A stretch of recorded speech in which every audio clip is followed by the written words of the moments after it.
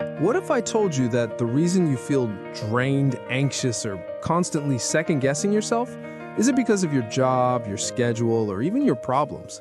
What if the real culprit is walking right beside you every day, disguised as a friend, colleague, or even family member? Today, we're exposing 6 types of toxic people who are silently stealing your peace, and more importantly, how to protect yourself from them. But here's the twist.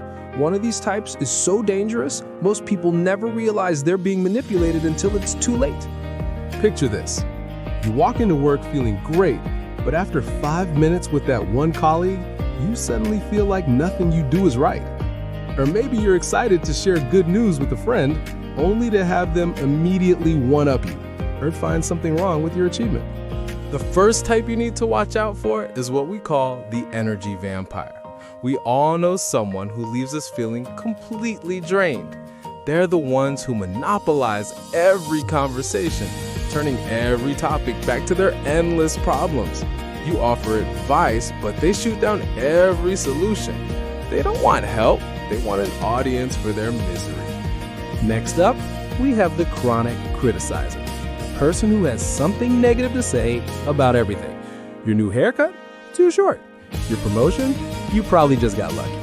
They disguise their constant criticism as just being honest or trying to help, but their words consistently tear you down rather than build you up. But wait, these are just the obvious ones. The really dangerous toxic people, they're about to shock you. Here's what's really happening. Toxic people operate from a place of deep insecurity and unhealed wounds. Like emotional vampires, they unconsciously seek to regulate their internal chaos by disrupting your peace.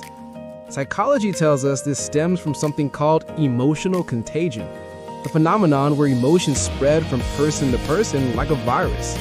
The third type, and perhaps the most dangerous, is the manipulator, because they're often the hardest to spot.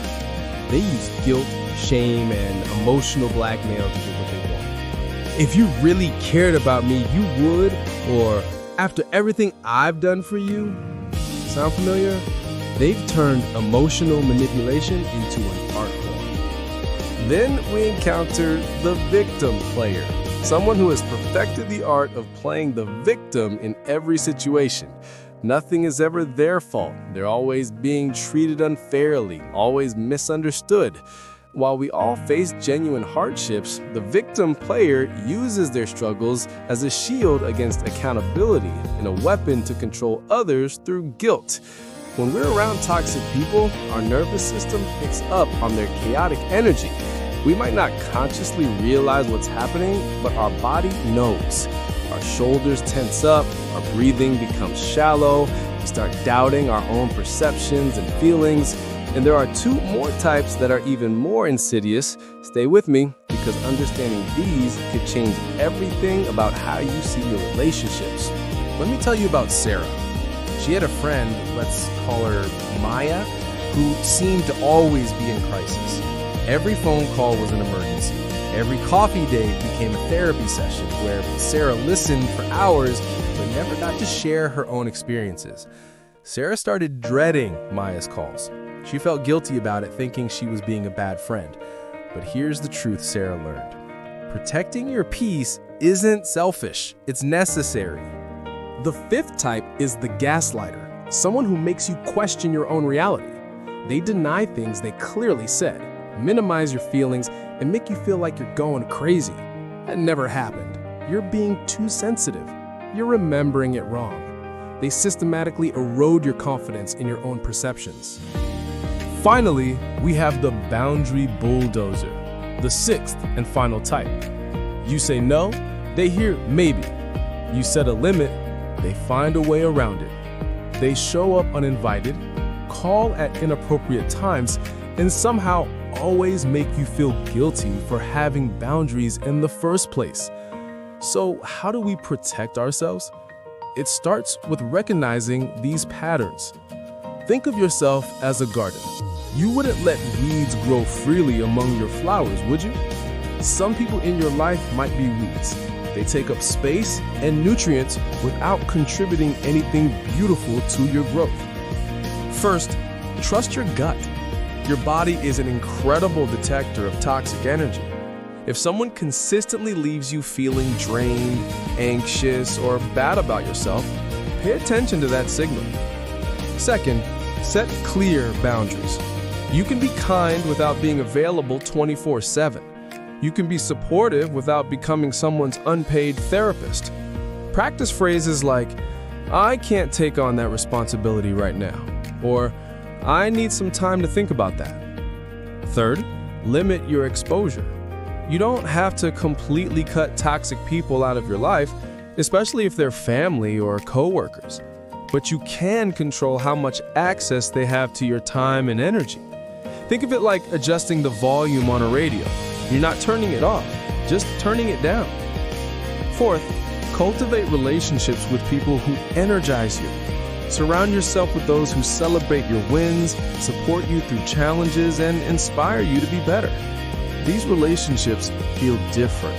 They're reciprocal, uplifting, and leave you feeling more like yourself, not less.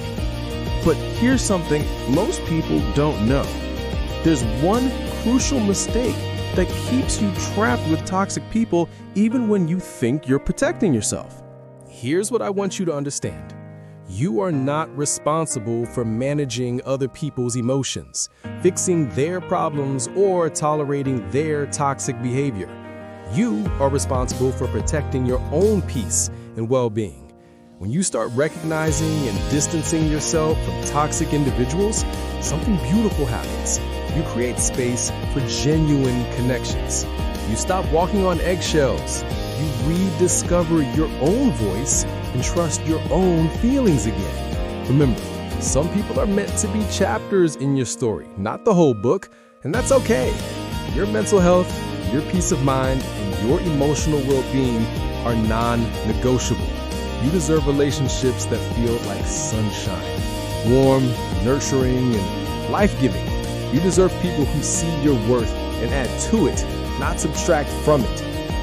Your challenge today: think of one person in your life who consistently drains your energy. Set one small boundary with them this week.